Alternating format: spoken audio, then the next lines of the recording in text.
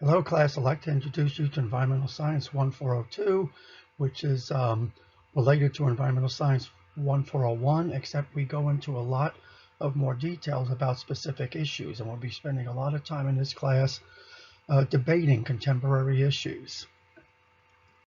So the whole purpose of this class is we're going to look at how do we make environmental decisions, and my background, like what I discussed in the introductory video, is I am a practicing environmental scientist besides being a full-time professor at the college. And much of what I do is I apply the science that I know to social science issues and policy issues and racism issues and all sorts of types of things outside of the sciences to bring this all together into a picture of decision making. So as an example of decision making, and these are some of the decisions that I've actually been involved in, is for example, when we start looking at what's called green architecture or green buildings, what is their purpose? What does it really mean to be green? And if they do use like solar or turbine energy or have some type of energy efficiency to the building, what is the cost and benefit of it? Is it using other types of resources and in exchange for saving on another set of resources? And also, who's it available to? Because many of the decisions we make on environmental technologies don't benefit society equally. Probably the biggest issue we have as a global society is that all humans are currently using what we call non-renewable resources as if they were renewable. That means as if they were unlimited, and we're using renewable resources even faster than they could be replenished. So, and part of this is that it's producing pollution, environmental decay, and also affecting our health. And we're also living in a world right now where population growth, for the most part, has no real controls to it. Maybe in a couple of countries it might be, but it's a lot of times not intentional.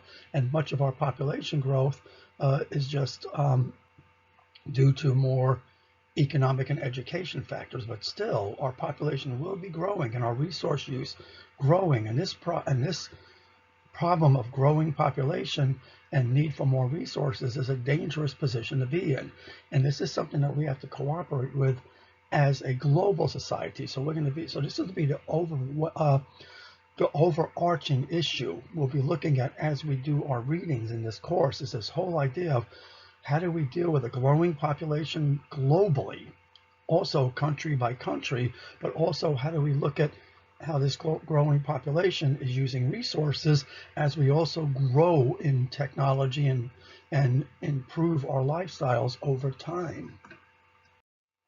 The one thing I love about what I do in environmental science is how I bridge my science to other disciplines, and this to me is the neatest thing, to be able to work with people in all sorts of disciplines and outside of my own science. So for example, I work with people called ecologists, and we're going to be doing some ecological study in this class. I work with biologists, which I do have training in. I also have training in chemistry, and I get to work with chemists a lot, particularly looking at pollution issues, air pollution or water pollution. I work with atmospheric scientists on looking at how weather patterns affect society and also affect pollution, and also things like oceanography. And we can go on and on in this. With geology, history, we pay attention to systematic racism and environmental discrimination in our history of resource use, because sometimes we don't think about how we use resources today and how has that usage impacted us in the past, particularly in a negative way, but also in positive ways. The political part of it I'm not always happy with, but this is important to communicate to policymakers and have policymakers trust the science, which is not always true from administration to administration and country to country. So the point is we're going to cover a lot of different disciplines, and any one of your disciplines, including the arts or communication or anything, education, fits into this whole picture of what we'll be bridging together. And some of the projects we'll hopefully be working on here will make these bridges between your discipline and the science behind environmental science, which is the backbone of this class. So now for the exciting part of the course. And I remember When I was in college, well, half our courses didn't have a syllabus. Professor just wrote on the board what we're supposed to know for the semester. But in your syllabus, which is, on D2L, and please read it. Please read through it so you know the course expectations is, of course, it has information about me. I go by Dr. S, so you don't have to go through the embarrassment of trying to pronounce my name. And I apologize if I refer to you and mispronounce your names. It's going to be a learning curve for both of us. My office is in the Science Instruction Building, Suite 202V, and I don't usually answer my office phone. It usually goes to voicemail, but it does turn into an email that I get sent to my house. And I think we still have a fax machine, but I wouldn't use it to communicate with us. Nobody knows how to use it. But the best way to get a hold of me is either through D2L, because that gets forwarded to my college email, which is right here. And if you're going to email me, please email me through D2L or through a college account, because sometimes if you send it from a personal account, your emails, that is they might go to my spam filter, and I might not see it because sometimes I get up to 200 things that are in the spam. Some important contact people, if you can't get a hold of me, is our department chair, Dr. Clark, or our division assistant, Laura Hicks. She knows how to get a hold of me when most people can't. And then also my division dean, Dr. Ryan Chavarria, who he doesn't always know where I am, but if he emails me, that means something is up, and he's a good person to get a hold of. If you have any issues with me or the class, please see me first, and then we can go and talk to Dr. Clark or Dr. Chavarria about any issues that come up with the class. So also in your syllabus, we're going to have 3 sets of readings I'd like you to kind of look at the first week of class and look around the D2L to see what these are going to be. So I am going to be requiring a book called Silent Spring. It's a 50-year-old book, but it's still the ultimate of what helped to start the environmental movement by a scientist and also a social activist, Rachel Carson. The book still pretty much holds true today, and we're not going to just read the book from her perspective of what is wrong with the environment back in the 60s, but we're also going to critique it and see how her book fits into today. I'm going to read criticisms of the book too, because we sometimes think in her book she had some alarmist tendencies, but she did help to start the modern environmental movement that we see today and promote and pushed our government into taking seriously environmental issues and our impacts on the world as we use resources. So you can get Silent Spring from various sources, but make sure it's the original Silent Spring book written by Rachel Carson, not a reprint or a critique of her book, because those are out there. And you can get this on Kindle. You can get it used anywhere, wherever you get it. It's very inexpensive. Also, we'll have online readings on D2L, because I'm not going to print them out because we have very tight photocopy budgets. So these will be available. If you want to print it out, that's fine. But we're going to have discussion sessions, which you're going to read 2 viewpoints to 3 viewpoints on a major environmental issue, past and current, because I don't have any, or sometimes one that might be a future issue, and look at how people, experts in the field and commentators talk about these issues and take sides on them. And then you're going to produce a short video discussion on critiquing both sides and maybe even get a position on your side. We also have open access to an open source book on environmental science that you could use as a reference for understanding Rachel Carson's book and also for understanding the taking sides. Because for those of you that didn't take Environmental 141, this book's going to be valuable for you, and it's available in a PDF format, again, in D2L. And I gave you the link here, but the link is also available in D2L. And this is one of the copies that you see, at least of the covers, from Rachel Carson's Silent Spring. Now, the way I'm going to test is going to be, slightly unusual from other classes. I will test a little content out of the online textbook, but also what I'm most interested in is your understanding of Silent Spring. The tests are going to be short. There'll be 4 short online exams that are graded right away, and they're going to be worth about 100 points each towards your total grade, and the grade will be adjusted. That means if I'm happen to ask some mean questions and nobody gets 100% and everybody's getting like 80s on, I will adjust the mean to adapt to that. So and I will give you approximate grades as we go through the semester. The discussion points, which we're going to call the flip grid or taking sides assignments, this is going to be worth 2 test grades, but they're also very important. So part of completing them is you'll also get a participation grade for doing that too, besides being graded on the assignments. And then we're going to have what I call a group experiment. And that means you're going to do a virtual experiment on observing wildlife, or I might find something else that's entertaining, all depending on what we do. I change this up every semester. So we might have an actual experiment that you can do at home and actually test the environment, or we can do some wildlife watching and learn how scientists use cameras remotely to study wildlife. Because in the old days, we used to go into the field and hide in blinds or hang out in trees, and we found out that our presence was interfering with the wildlife, whereas the cameras are not very threatening and don't interfere with the wildlife. Another thing we do every semester is a service learning project, and in spring we usually do a Saturday outreach with Jesse Jones Park and Nature Center, or there are other opportunities where I might have you work on a short project for somebody. So I believe that using our knowledge to help people is very important. So the project's going to be something that you either do at home, or we can meet together in an open environment with COVID protection. So I do have access to an environmental science lab. So there are things that we can do and be on campus for, assuming that we can find a good time to meet. And if you can't meet at those times, we'll have other projects available. But we probably won't start the projects till about 1/3 away into the semester, to give me time to plan them and to make sure that the projects will be available to be completed by the end of the semester. And then we'll have a comprehensive final exam. It's not 1,000 points from the 100 points from the comprehensive exam.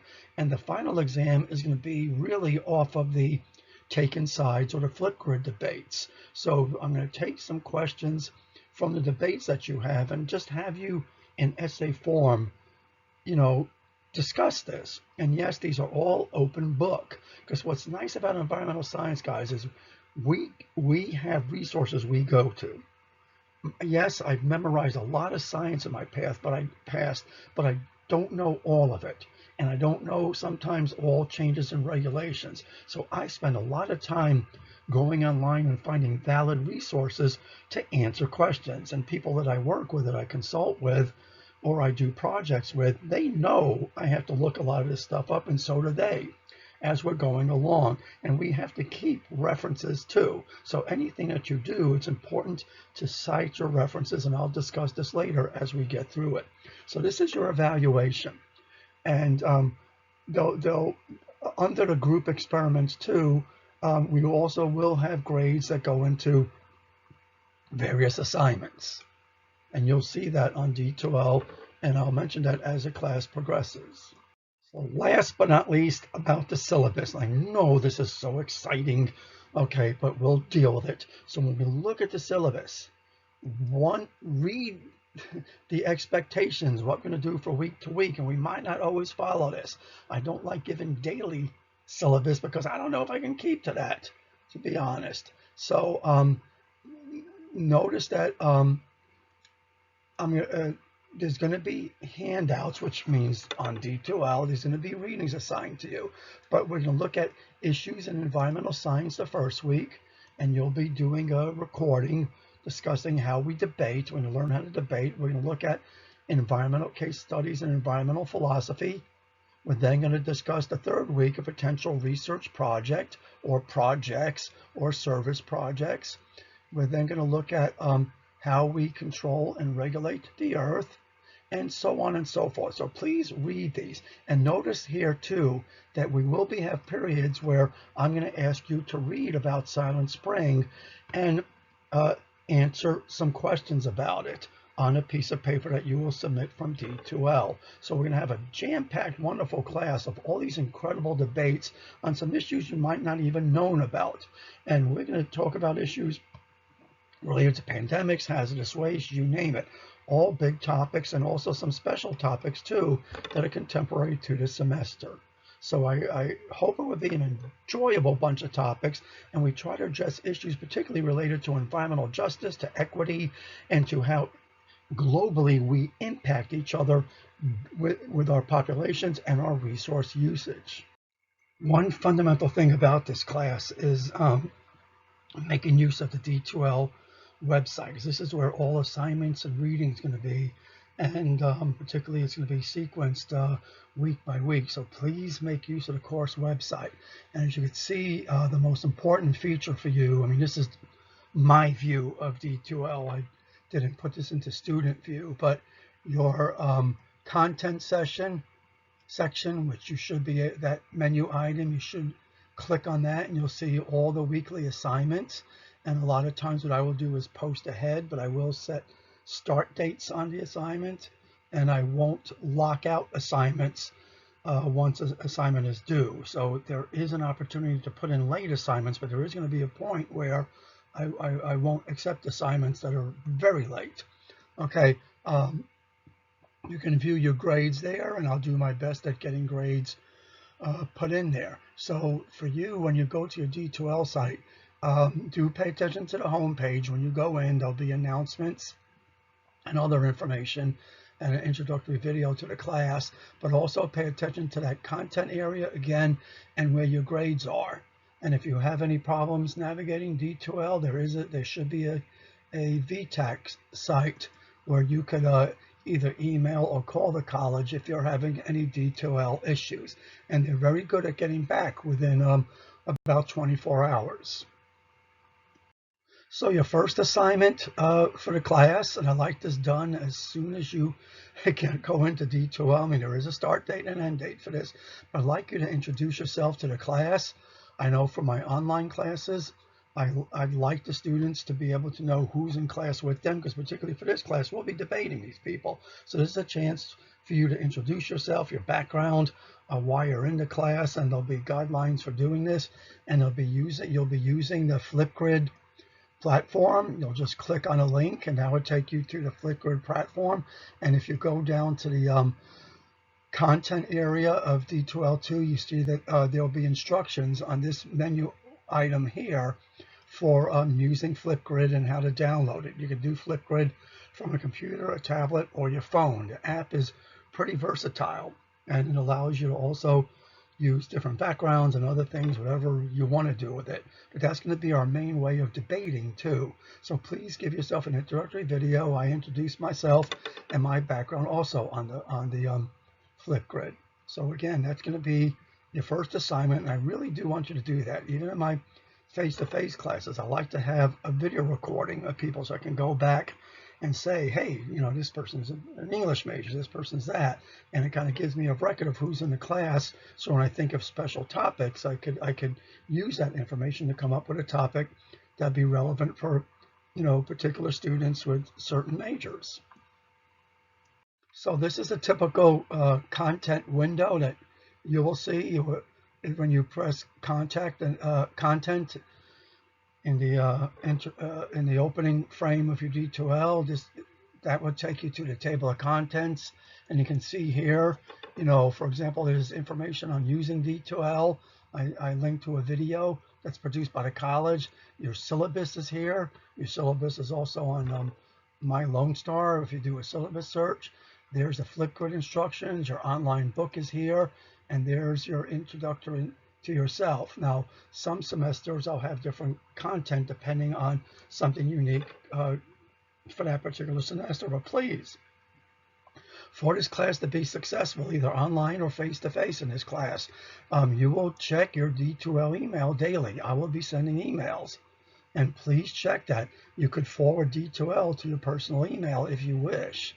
It's up to you, but please check your D2 email. Check your D2L content too for any assignments or work that I give you. Because even in face-to-face, I will expect you to have assignment materials available and sometimes do work before we come to class. And please check due dates of the assignments. I mean, that is your responsibility when you look at the content session. Go to that window, click on that item and say, wow, what is my due date?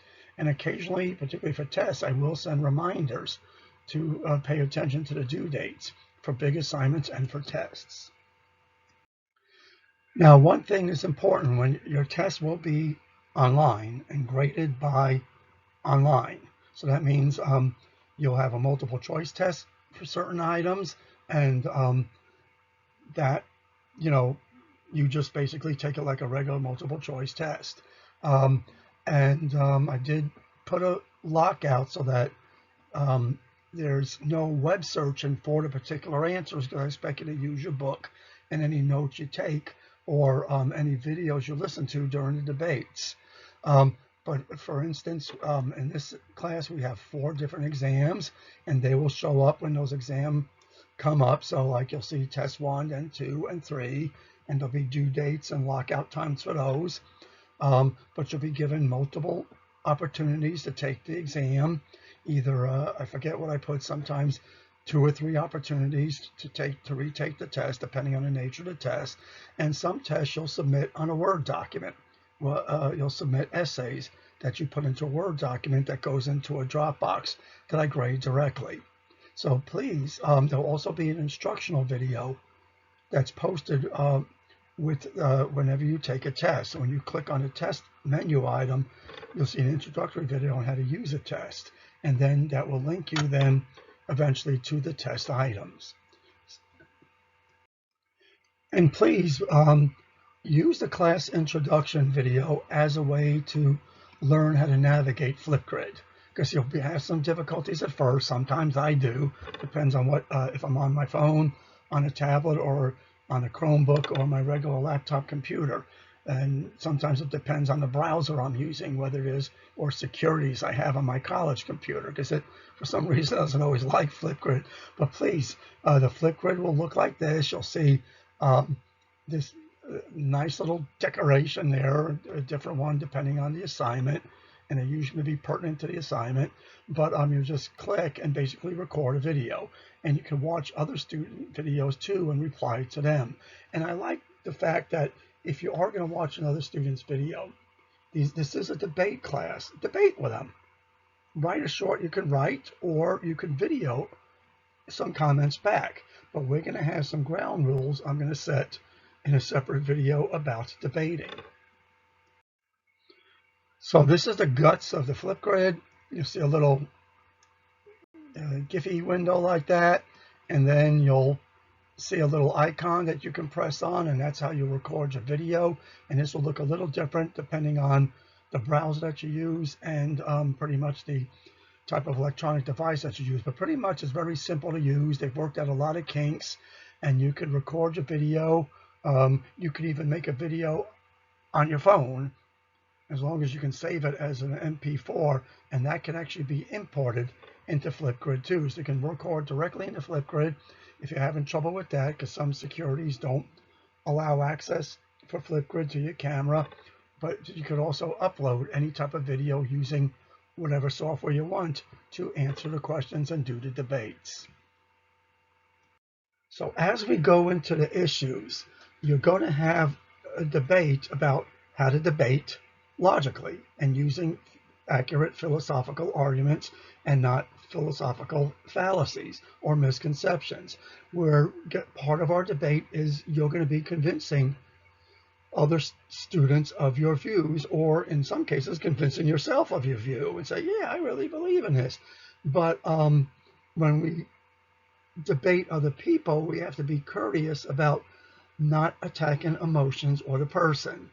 And this is to be very important. We're going to argue the issues, not each other. We're not going to argue based on religious belief, ethnic origin, any of that, gender, you name it. We're going to not be like TV shows like here, news channels or whatever. We're going to be like real people, civilized people, debating an issue, not denigrating a person. In this case, he's really dissing the crap out of her, and she's doing a good job putting him down based on personality and beliefs and not so much the issue itself. So we're going to debate issues.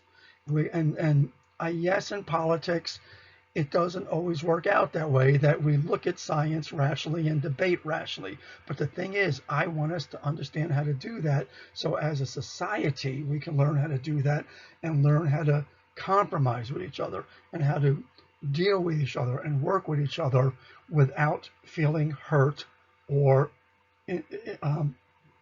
upset or belittled. So what's a good debate topic we can take in this class?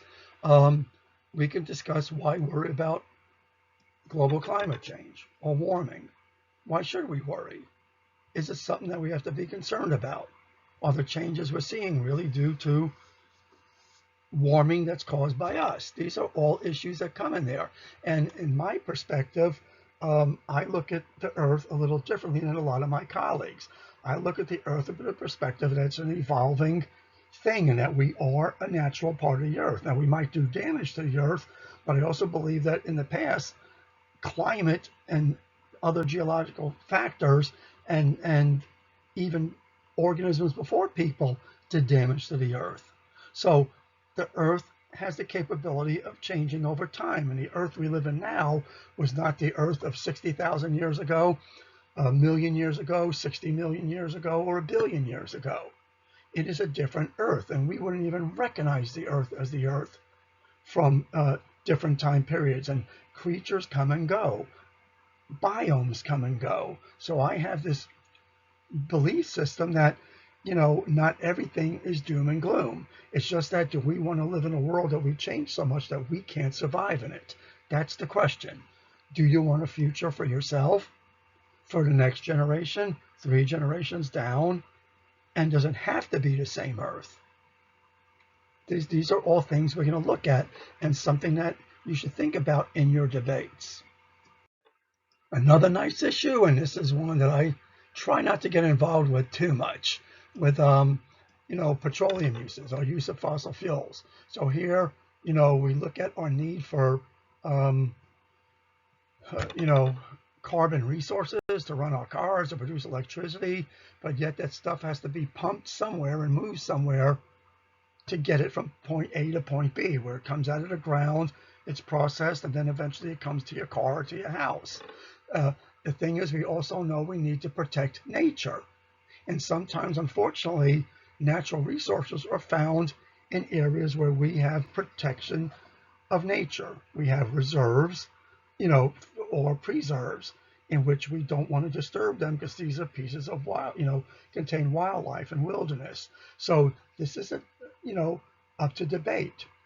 Who's more important? What's more important? If we want to get away from fossil fuels to protect the environment, what are the consequences of that? And are we just taking, one consequence and moving it to another? Like, for example, with electric cars. If we buy electric cars, your cars are not producing air pollution anymore, but the manufacturing of those cars and the recharging of those cars and the use of those batteries from those cars probably produce more pollution than driving those cars themselves, but driving a gasoline car.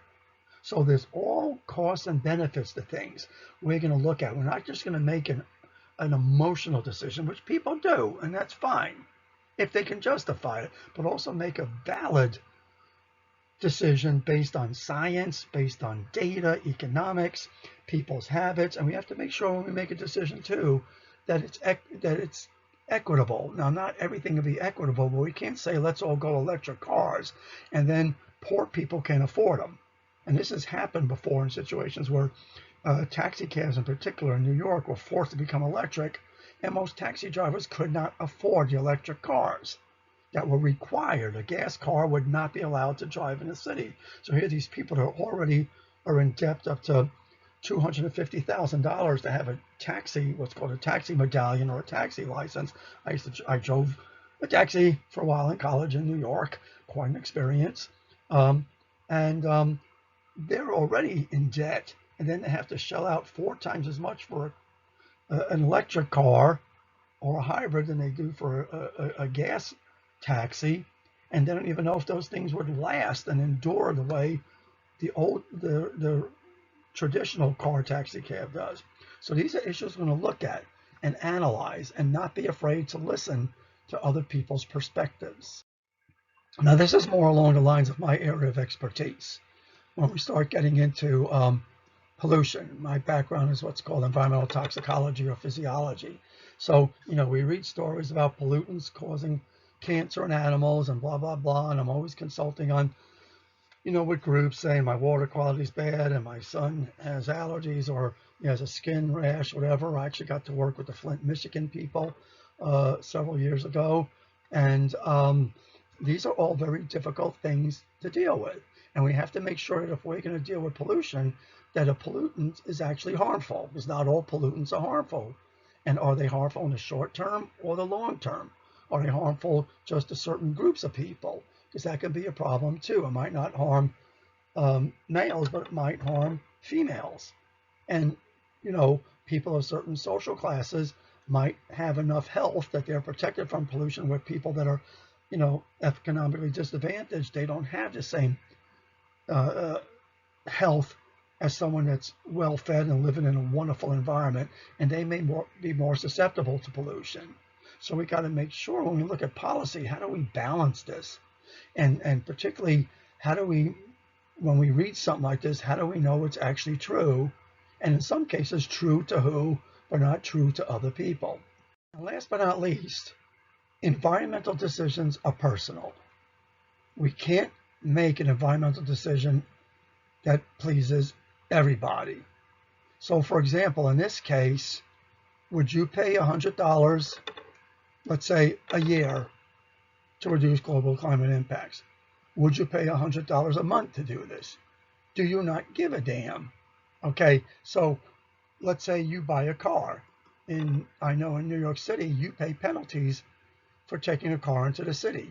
And you pay penalties for driving a car across a bridge. You take a car for owning, you pay a very stiff fee, sometimes up to $4,000, depending on the car, a year to have the privilege of owning and driving a car in Manhattan Island.